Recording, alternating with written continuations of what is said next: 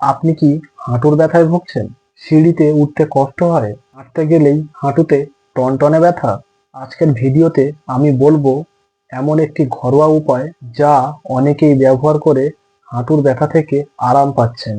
হাঁটুর ব্যথা সাধারণত হয় বয়স বাড়লে, ওজন বেশি হলে, ক্যালসিয়াম ও ভিটামিন ডি কম থাকলে, আর্থারাইটিস হলে, দীর্ঘদিন দাঁড়িয়ে কাজ করলে, হাঁটুতে কার্টিলেজ ক্ষয়ে গেলে, হাড়ে হাড়ে ঘর্ষণ হয় এবং তার থেকেই শুরু হয় হাঁটুতে ব্যথা।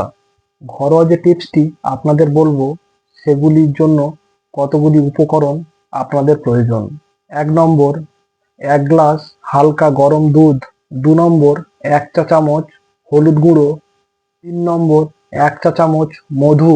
৪ নম্বর, ৫ থেকে ৬টি ভেজানো বাদাম, যা পেস্ট করে নিতে হবে। গরম দুধে হলুদ, বাদাম পেস্ট এবং মধু মিশিয়ে নিন এবং রাতে ঘুমানোর আগে ৩০ দিন এটি নিয়ম করে খান।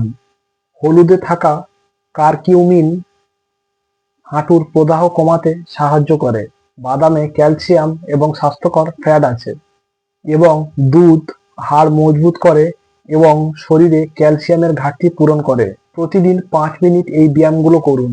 ১ নম্বর, পা সোজা তুলে ১০ মিনিট ধরে রাখুন। দেওয়ালে ভর দিয়ে হালকা স্কোয়াট। বসে পা সামনে সোজা করে দাঁড়ানো। হাঁটুর ব্যথা তাড়াতাড়ি কমানোর জন্য অবশ্যই ওজন কমাতে হবে এবং চেষ্টা করবেন বেশি সময় বসে না থাকার এবং রোদে ১৫ থেকে ২০ মিনিট থাকুন, যা ভিটামিন ডি এর ঘাটতি পূরণ করবে। যদি হাঁটু ফুলে যায়, লাল হয়ে যায় এবং দীর্ঘদিন হাঁটুর সমস্যায় ভুগতে থাকেন, তাহলে অবশ্যই ডাক্তারবাবুর পরামর্শ নিন। ভিডিওটি ভালো লাগলে অবশ্যই লাইক, শেয়ার এবং সাবস্ক্রাইব করুন। সুস্থ থাকুন এবং হাঁটুর ব্যথা থেকে মুক্ত থাকুন।